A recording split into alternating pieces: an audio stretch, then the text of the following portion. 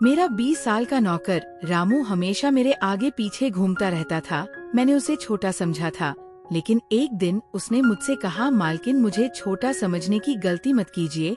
उस रात जब मैंने उसे देखा तो मैं आश्चर्यचकित हो गई थी, क्योंकि उस रात रामू ने 20 साल के लड़के की तरह नहीं बल्कि 30 साल के आदमी की तरह मेरा हेलो दोस्तों, आज की इस अनोखी कहानी में आप सभी का स्वागत है।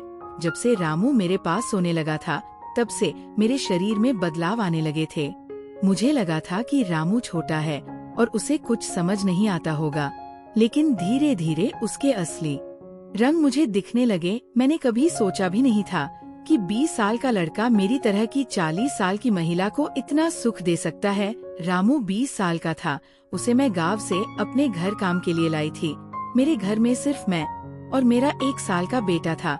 जब मैं काम पर जाती थी तो रामू मेरे बच्चे की देखभाल करता और वो मेरे घर में ही रहता था। मैं बिना शादी के माँ बन गई थी। मेरे प्रेमी ने शादी का झांसा देकर मुझसे प्रेम का खेल खेला।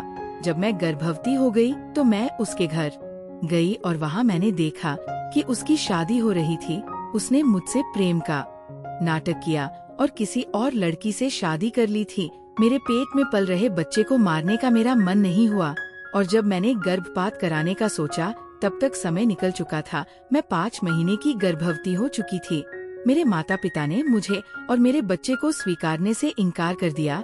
तब मैं अकेली रहने लगी। कई महीने पहले मैं अपने गांव गई थी अपने दादा के 100वें जन्मदिन के लिए। मेरे दादा ने मुझे जन्मदिन का निमंत्रण भेजा था और इसलिए मैं गांव गई थी। मेरे बेटे को वहाँ सिर्फ मेरे दादा ने ही प्यार से गोद में लिया था। आरव उनके पास खेल रहा था। तभी ऑफिस से मेरा फोन आया और मैं कुछ देर के लिए फोन पर बात करने के लिए बाहर चली गई। जब मैं वापस आई तो मेरा आरव दादा के पास नहीं बल्कि घर के एक नौकर के पास था। मैंने देखा कि आरव उस नौकर के पास अच्छे से खेल रहा था। मैंने अपने बच्चे को उस नौकर से लिया और वहाँ से जाने लगी। तभी उस नौकर ने मुझे रोका। वह कहने लगा, मालकिन मुझे थोड़ी मदद चाहिए। मुझे पैसे की नहीं बल्कि काम की जरूरत है। उसने अपना परिचय दिया और कहा, मैं रामू हूँ। मैं इस घर में गाय भैंस के घोष आली की सफाई का काम करता था, लेकिन अब बड़े साहब गाय भैंस बेचने की बात कर रहे हैं। अगर आपके पास कोई काम हो तो दीजिए। मुझे काम की बहुत जरूरत है। मेरे माता पिता भी मजदूरी करते हैं। मुझे काम की बहुत जरूरत है। तब मैंने कहा, मेरे बच्चे की देखभाल का काम है, लेकिन इसके लिए तुम्हें शहर चलना होगा। इस काम के लिए मैं तुम्हें 000 महीना दूंगी। रामू मेरे साथ शहर आने के लिए तैयार हो गया। आरव उसके साथ अच्छे से रहता था और ये देखकर मैंने रामू को अपने घर लाने का फैसला किया। रामू तब से मेरे घर में ही रहने लगा। उसने कहा कि हर 4 महीने बाद जब थोड़े पैसे जमा हो जाएंगे तब वो अपने गांव जाएगा। रामू दिन भर मेरे बच्चे की अच्छे से देखभाल करता और घर के कामों में भी मेरी मदद करता। रामू को घर आए 1 महीना हो चुका था और इस 1 महीने में उसने मेरा दिल जीत लिया था। उसकी देखभाल से मेरे बेटे की सेहत भी सुधर गई थी। जो आरव मुझे परेशान करता था, अब वो रामू के हाथों से अच्छे से खाना खाता था। मैंने रामू को एक अलग कमरा दिया था। एक दिन रात में आरव बहुत रोने लगा। किसी भी तरह से वो शांत नहीं हो रहा था। बच्चे के रोने की आवाज सुनकर रामू मेरे कमरे में आया और उसने आरव को मुझसे ले लिया। रामू के पास जाते ही आरव शांत हो गया था। रात बहुत हो चुकी थी। आरव रामू को छोड़ नहीं रहा था, तो मैंने रामू को अपने कमरे में ही सोने के लिए कह दिया। सुबह जब मैं उठी तो आरव रामू से लिपट कर सो रहा था। उस रात के बाद से रामू आरव के लिए मेरे कमरे में सोने लगा। रामू के आने के बाद सब कुछ अच्छे से चल रहा था। रामू के काम से खुश होकर छुट्टी के दिन मैं उसे मॉल लेकर गई। वहाँ मैंने उसके लिए अच्छे कपड़े खरीदे और सैलून में जाकर उसकी नई हेयर स्टाइल बनवाई। रामू देखने में अच्छा था, लेकिन वो एकदम साधारण तरीके से रहता था। उस दिन मैंने उसका पूरा लुक ही बदल दिया था।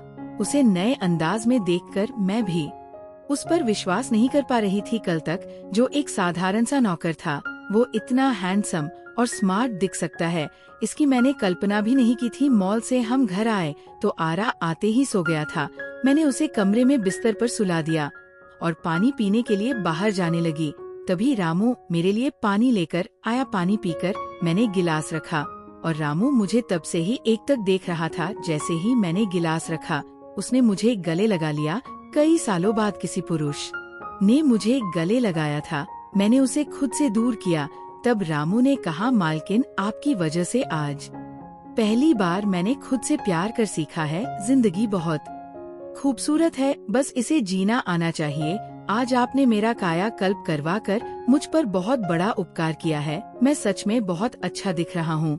रामू के चेहरे पर खुशी देखकर मैं भी खुश थी। अगले दिन से वो बहुत स्वच्छ और सलीके से रहने लगा था।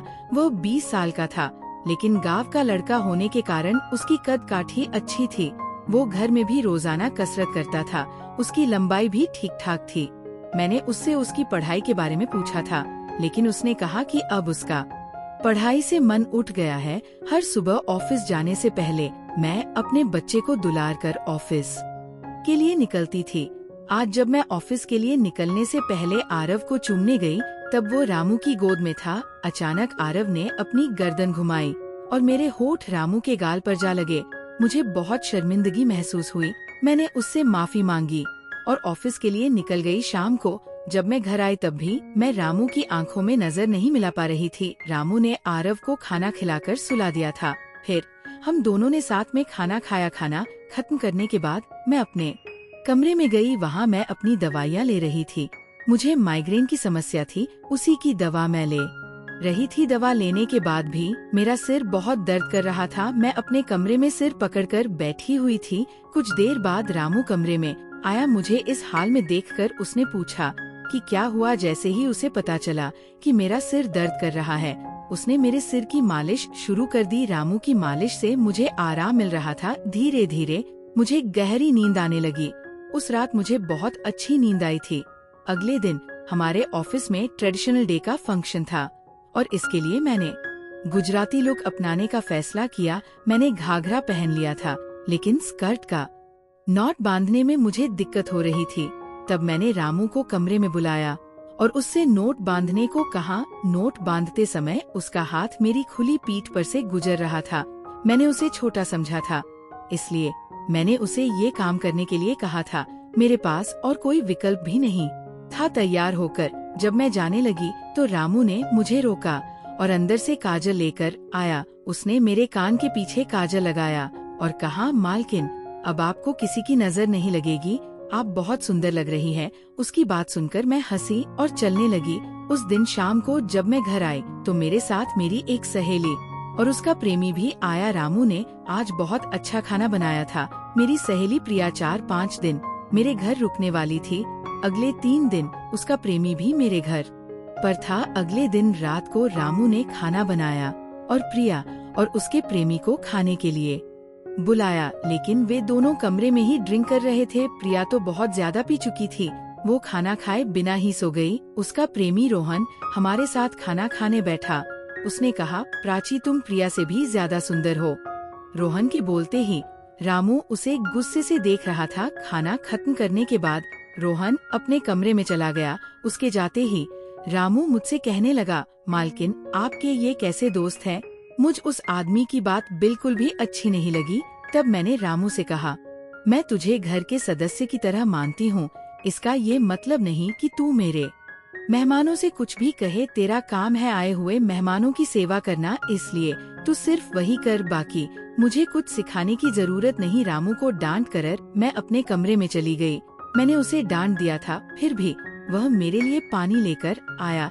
तब मैंने अपनी दवा ली और पानी पीकर सो गई। आज रामू मेरे कमरे में सोने नहीं आया था, ऐसा मुझे लगा।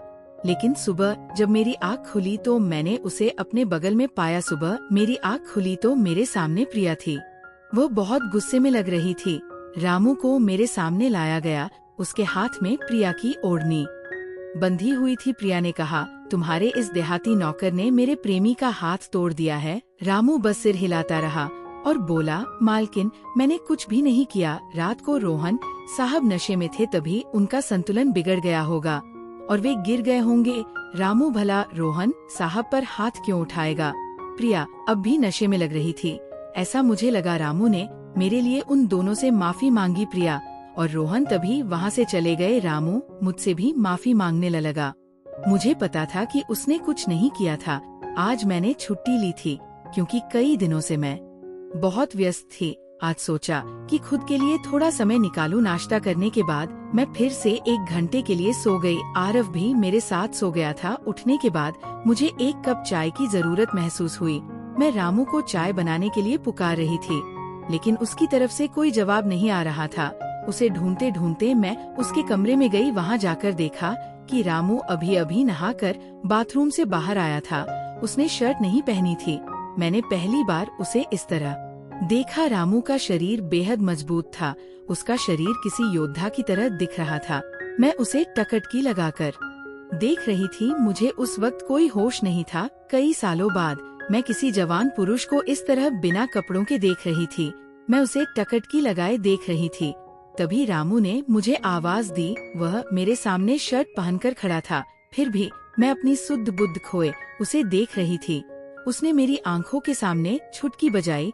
तब मैं होश में आई और उससे कहा कि मेरे लिए चाय बना दे। आज घर में ही थोड़ा खुद का स्किन केयर करने का सोचा, इसलिए दोपहर के समय में अपने कमरे में अपना पार्लर चलाने लगी। उस समय मैंने शॉर्ट्स और गाउन पहन रखा था और मैं अपने पैरों का वैक्सिंग कर रही थी। वैक्सिंग करते समय गलती से मैंने थोड़ा ज्यादा गर्म वैक्स अपने पैर पर लगा लिया, जिससे जलन हुई और मेरे मुंह से तेज आवाज निकल गई। मेरी आवाज सुनकर रामू दौड़ता हुआ मेरे कमरे में आया।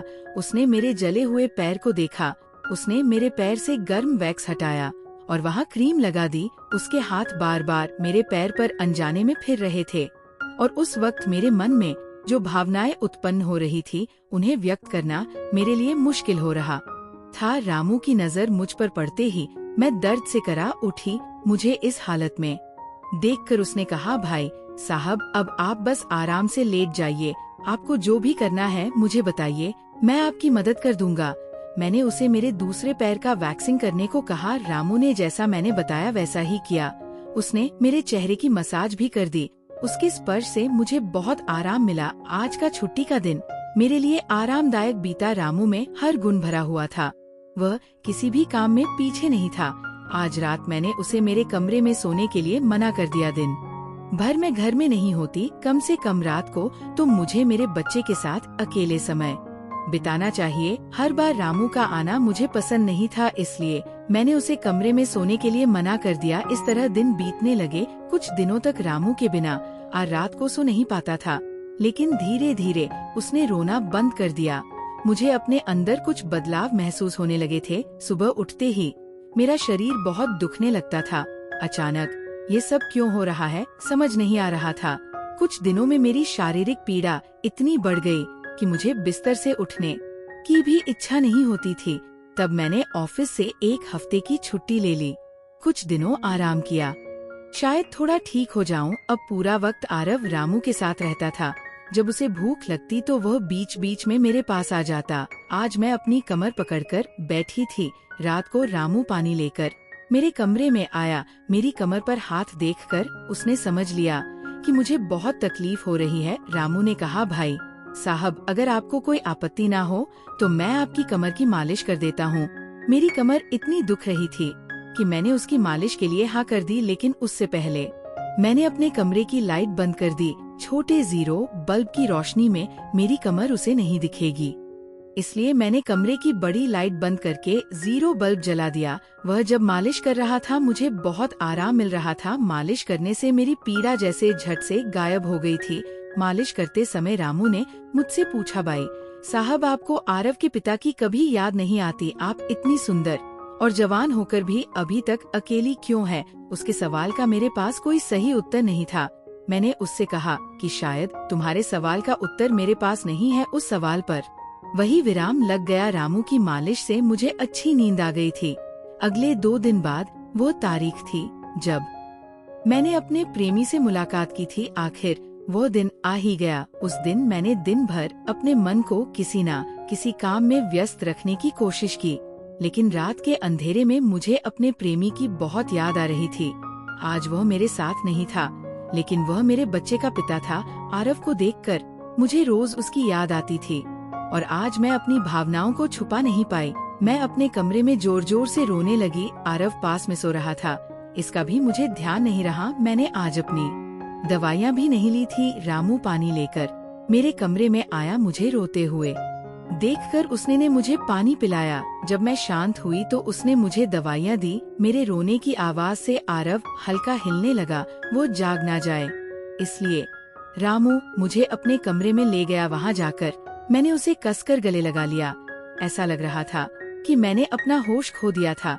मेरा रोने का कारण सुनकर रामू भी शांत हो गया था। वह लगातार मेरे आंसू पोंछ रहा था। रोते रोते मैंने उसका कंधा पकड़ लिया। धीरे धीरे मैंने ने उसे और करीब खींच लिया। मैंने उससे कहा, रामू आज की रात मैं तुम्हारे साथ बिताना चाहती हूँ। तब रामू ने कहा, भाई साहब मैं अभी छोटा हूँ, मुझे कुछ भी नहीं आएगा। उसकी बात सुनकर मैंने उसे और पास खींच लिया। उस रात मैं उसके कमरे में थी, लेकिन सुबह जब मैं उठी तो वह मेरे पास नहीं था। उसकी शर्ट वही पड़ी हुई थी। जब मैं बाहर गई तो मैंने देखा कि रामू मेरे बच्चे को दूध और बिस्किट खिला रहा था। मुझे आरव का ख्याल नहीं आया था, लेकिन रामू ने नहीं भुलाया। उसने हम दोनों माँ बेटे को खुश कर दिया था। रात की थकान के बाद मैं सुबह देर से उठी थी। दिन भर रामू ने मुझसे नजरें नहीं मिलाई। आज प्रिया मुझसे मिलने घर आई थी। वो रामू की तरफ देख भी नहीं रही थी। रामू ने उसे पानी दिया और कमरे से बाहर चला गया।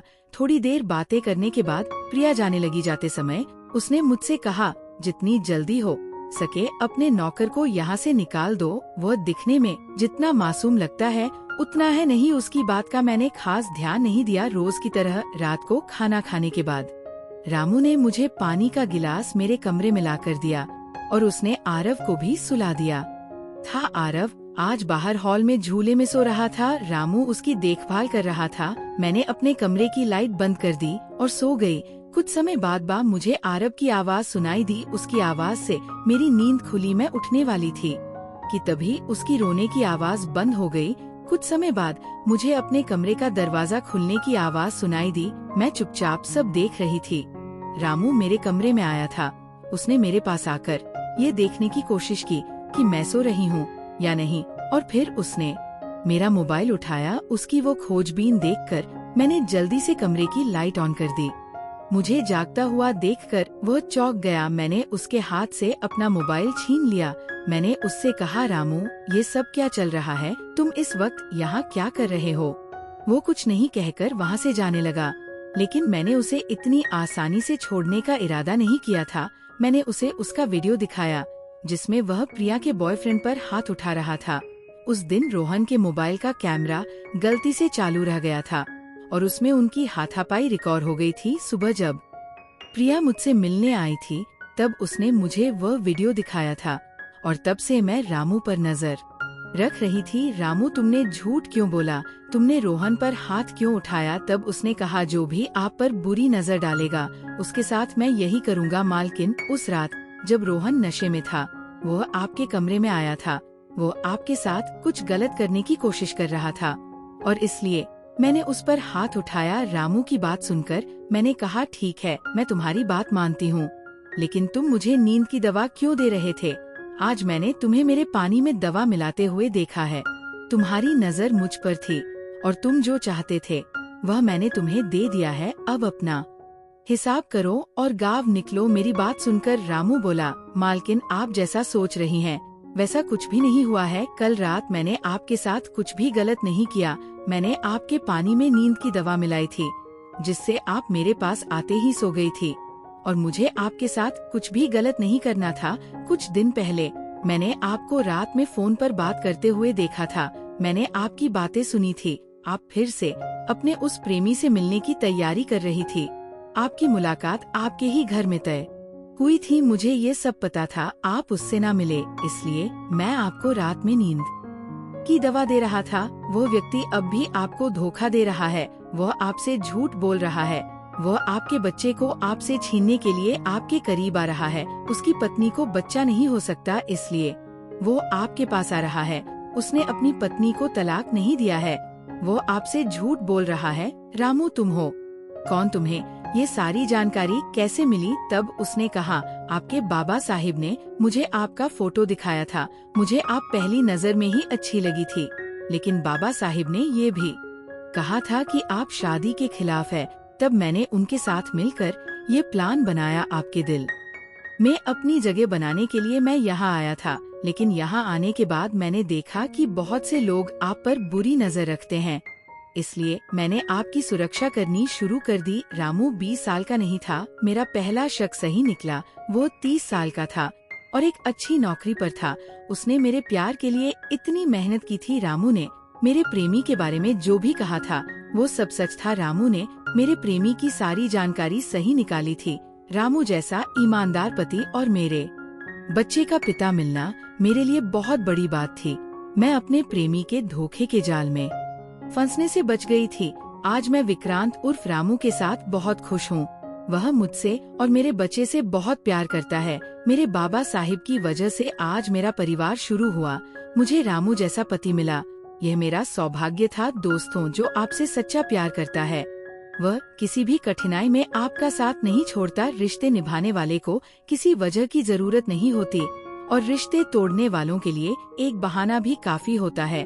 तो दोस्तों, यह थी हमारी आज की छोटी सी कहानी। आपको यह कहानी कैसी लगी कमेंट करके जरूर बताएं। अगर आप ऐसी ही और भी इंटरेस्टिंग कहानियाँ सुनना चाहते हो तो चैनल को सब्सक्राइब जरूर कर ले और बेल नोटिफिकेशन ऑन कर ले, ताकि आपको मेरी आने वाली हर वीडियो समय सिर मिल सके। कल मिलेंगे एक और वीडियो के साथ। धन्यवाद।